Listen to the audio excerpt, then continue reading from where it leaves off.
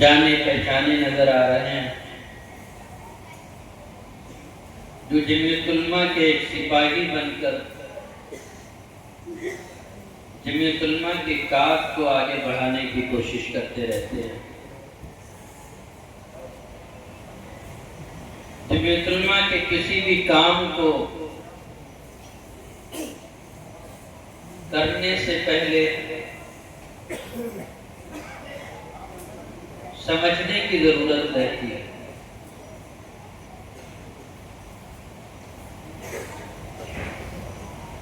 جمعیت علماء ہند ہی کو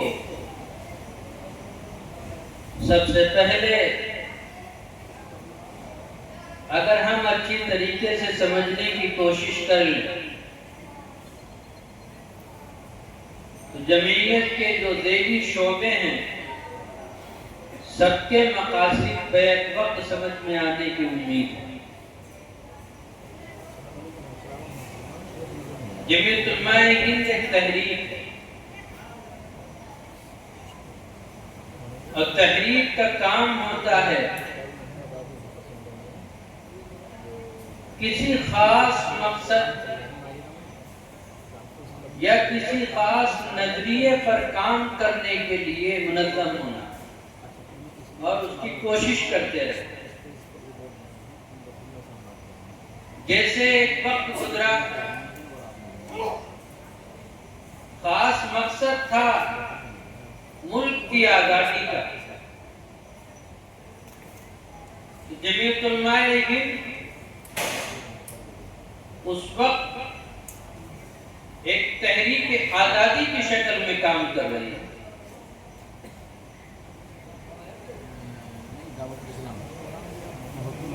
آزادی کے لیے ایک وقت میں خاص مقصد آیا ترک موالات کا، اس وقت اسے جانا گیا تحریک ترک موالات سے۔ مختلف مراحل آتے رہے، مقاصد آتے رہے، جمعیت علماء ہند ایک تحریک کی شکل میں کام کرتی ہے۔ آزادی کے بعد جس کے جو بنیادی مقاصد ہیں وہ شعائر اسلام کا تحفظ ہے، شریعت اسلامیہ کی وکالت ہے۔ ایسے ہی ملکی سطح میں دیکھا جائے آئینی حقوق کا تحفظ ہے، جمہوریت کا تحفظ ہے۔ ان جیسے تمام کاموں کے لیے میدان میں آ کر اور ایک تحریک اختیار کر لینا اور اس پر کام کرتے رہتے ہیں، یہ جمعیت علماء ہند کے بنیادی مقاصد میں شامل ہے۔ ان تمام کاموں کے لیے ہمیں جن چیزوں کی ضرورت پیش آتی ہے وہ سب سے پہلی چیز ہے تنظیم ہونا، منظم ہونا۔ تنظیم ہم لوگوں نے ایسا سمجھ لیا ہے، کاغذ پر کچھ لوگوں کے نام متعین کر کے اسے رجسٹرڈ کرا لینا کہ ایک تنظیم نہیں۔ تنظیم کا مطلب ہے ایک منظم افراد ہے، منظم جماعت ہے، اور ایک خاص پر وہ کام کر رہی ہے۔ جمعیت علماء ہند ایک اسی تنظیم کی شکل میں اپنی تحریکات کو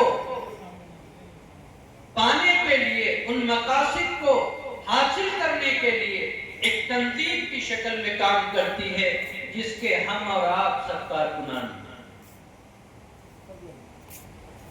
موجودہ وقت میں جو حالات ہیں، انسان حالات کے لحاظ سے اپنی تدابیر اختیار کرتا ہے۔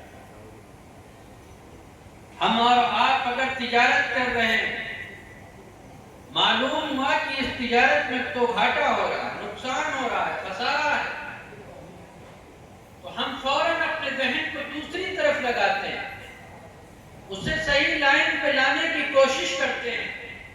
اگر کامیابی نہیں ملتی تو اس چیز کو چھوڑ کر تجارت ہی کرنی ہے، لیکن وہ طریقہ چھوڑ چھوڑ کر دوسرا طریقہ اختیار کر لیتے ہیں. یعنی حالات کے لحاظ سے انسان تدابیر اختیار کرتا ہے. جمعیت علماء ہند بھی ملکی اور ملی حالات کے پیش نظر اپنی تدابیر اختیار کریں. جیسے اس کی بنیادوں میں بتایا گیا، دینی اداروں کا تحفظ ہے، شاعر اسلام کا تحفظ ہے، ہمارے ایمانی اور اسلامی تشخص کے تحفظ کا مسئلہ ہے.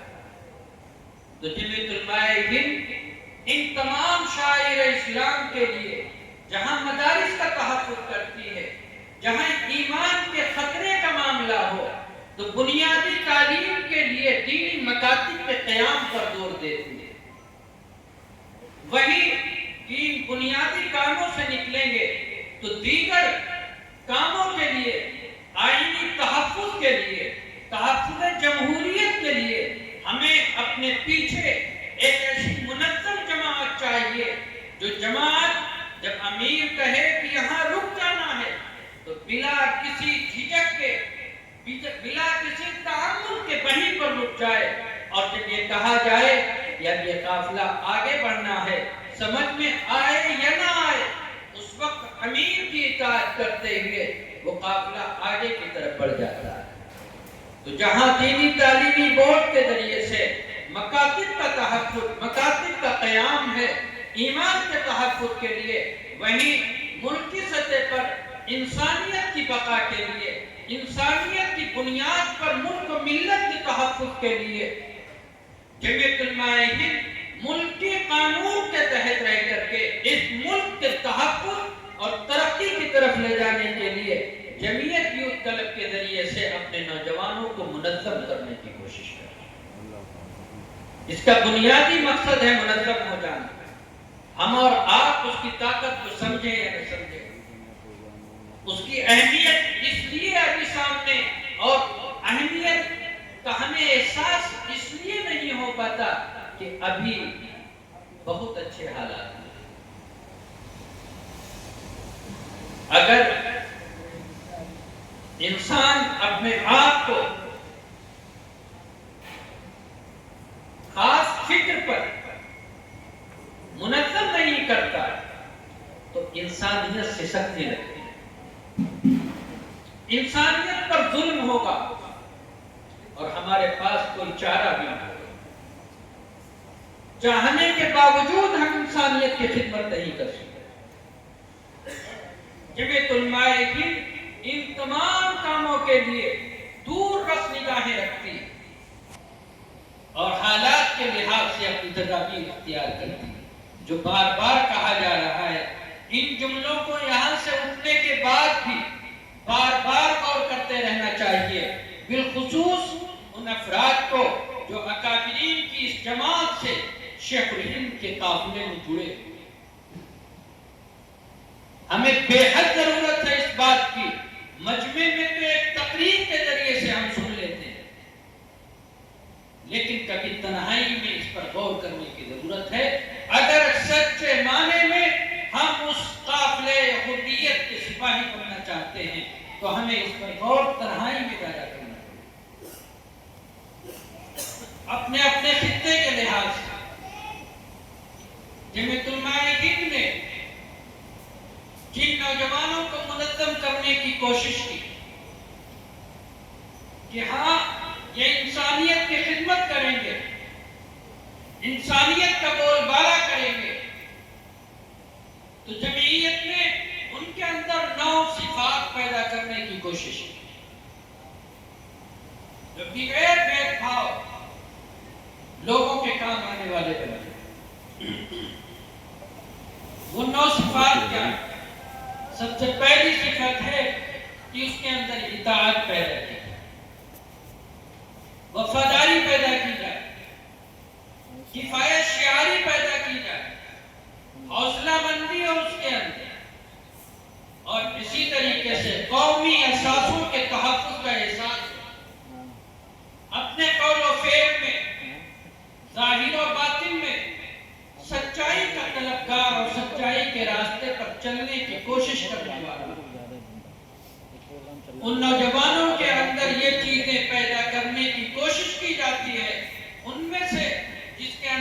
یہ دیکھا جاتا ہے کہ کہیں نہ کہیں پہلے سے بھی ان حضرات کے اندر، ان نوجوانوں کے اندر یہ چیز موجود ہے، تو ان سے انہی صفات کا کام اپنے دوسرے ساتھیوں کے لیے لیا جاتا ہے، تاکہ ایک صفات کے حامل ایک جگہ آ جائے، حوصلہ مندی کے ساتھ اپنے قدموں کو آگے بڑھانے والے ہیں۔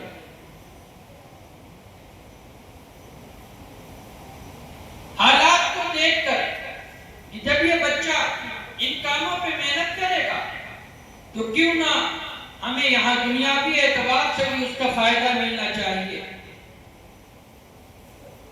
تلاش کیا گیا حکومتیں اس پر کیسے کام کرتی ہیں، تو گورنمنٹ کا ایک سسٹم ہے اسکاؤٹ اینڈ گائیڈ کے ذریعے سے، یہ ایک عالمی تنظیم ہر ملک میں پائی جاتی ہے، اور دنیا کی ایک یونیفارم والی، یعنی جس کی وردی بھی متعین ہے،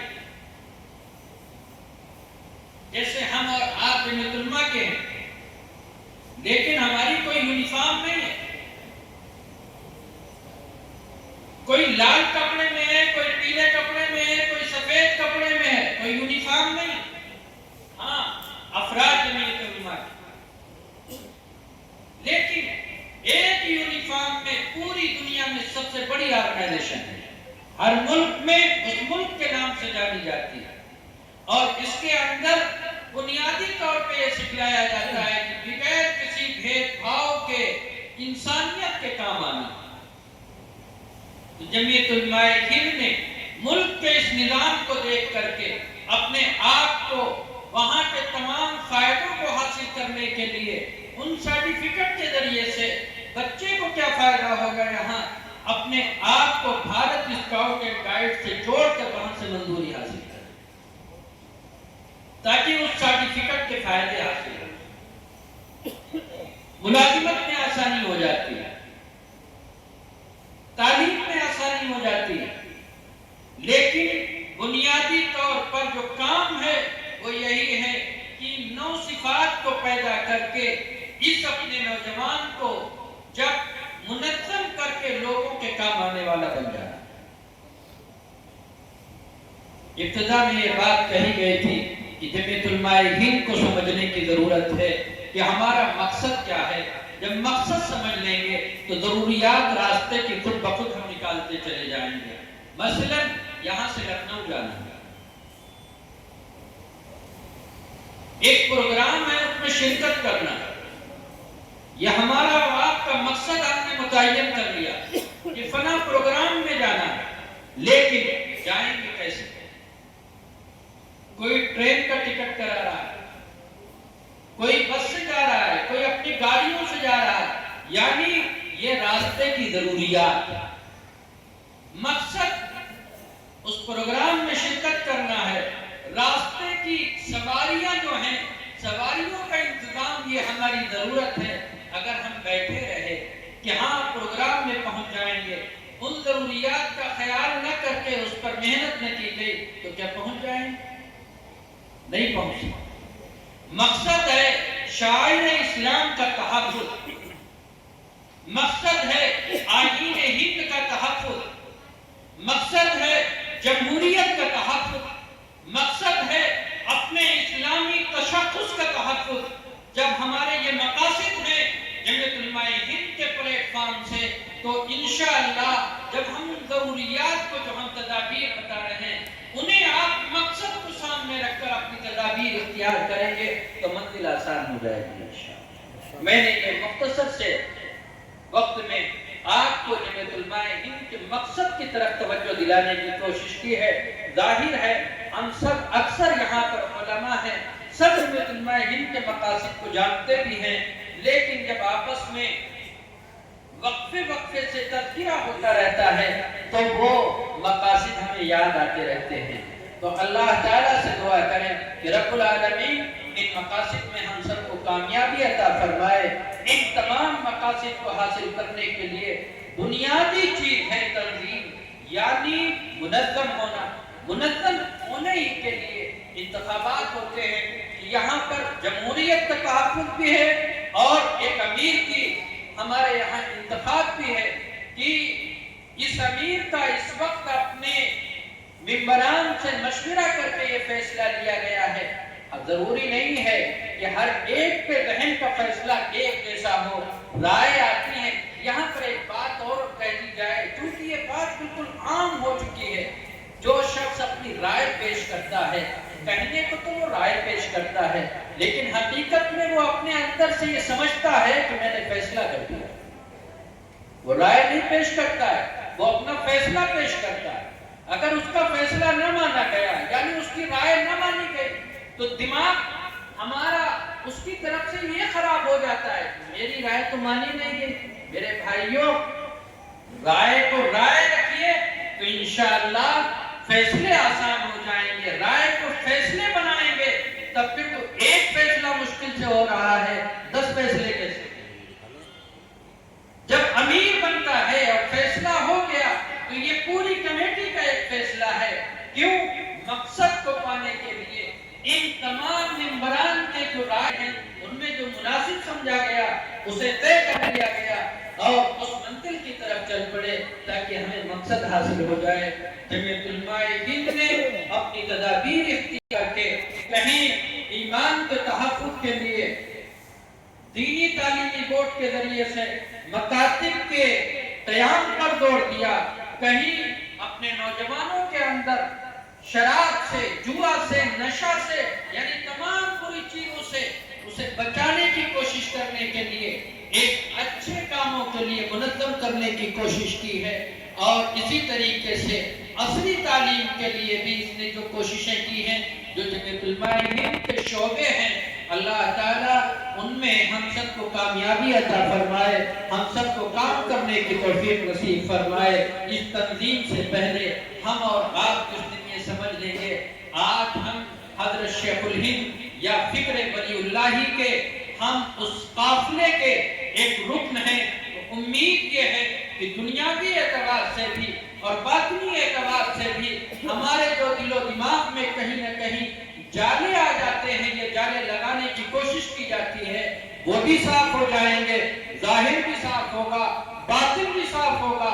اگر ہم مفتی کفایت اللہ دہلوی کے لشکر کے نمائندے سمجھے جائیں گے، اگر ہم حضرت شیخ الہند اور شیخ الاسلام کو پڑھ کر اور انہیں یہ سمجھیں گے کہ ہم ان کے قافلے کا حصہ بن گئے ہیں، تو سب سے پہلے اپنی حیثیت کو، اپنی اہمیت کو، اپنے تشخص کو سمجھ کر جماعت کے تحفظ کے لیے میدان میں آئیں گے تو انشاءاللہ ہمارے لیے یہ راستے آسان ہوں گے. ورنہ جگہ جگہ پر اگر کوئی ہلکا سا ایک بریکر بھی لگا دیتا ہے تو قافلہ رک جاتا ہے. شیخ الہند کا قافلہ تو وہ نہیں تھا. شیخ الہند کا قافلے نے تو ہمیں یہ سکھایا ہے کہ تم چاہے یہاں خندقیں کھود دو، چاہے تم پہاڑ یہاں کھڑے کر دو، ہم پہاڑ کو چیر کر راستہ بنائیں گے انشاءاللہ. یہ زبانی طور پر کہنے کی باتیں نہیں ہیں. جس دن ہم نے اور آپ نے سمجھ لیا کہ ہم اسلام کے چاہنے والے ہیں اور ہم اس مذہب، اس مسلک اور اس مشرق پر عمل کرنے والے ہیں، تو وہ راستے آج بھی مشکل نہیں ہیں. ابھی چلتے چلتے کہہ دوں کہ ابھی آپ نے اپنے ایک ملک کے مہمان کو دیکھا بھی. اللہ تعالیٰ ہمیں اور آپ کو سب کو عمل کرنے کی توفیق نصیب فرمائے. وآخر دعوانا